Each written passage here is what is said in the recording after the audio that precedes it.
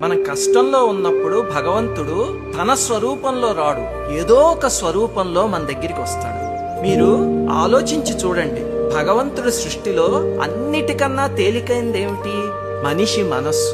కానీ మనం అనవసరమైన చిన్న చిన్న విషయాలకి బాధపడి ఆ మనస్సుని కన్నీటితో నింపుకుని చాలా భారంగా ఈడ్చుకుని వెళ్తూ ఉంటాం. ఇన్ని కష్టాల్ని అనుభవిస్తూ కూడా ఆనందంగా ఉండాలంటే ఎలాగా? జాగ్రత్తగా వినండి. మీకు కష్టం ఇచ్చిన భగవంతుడే ఆ కష్టాన్ని తీర్చడానికి ఎవరో ఒక మనిషిని మీ పక్కనే ఉంచుతాడు.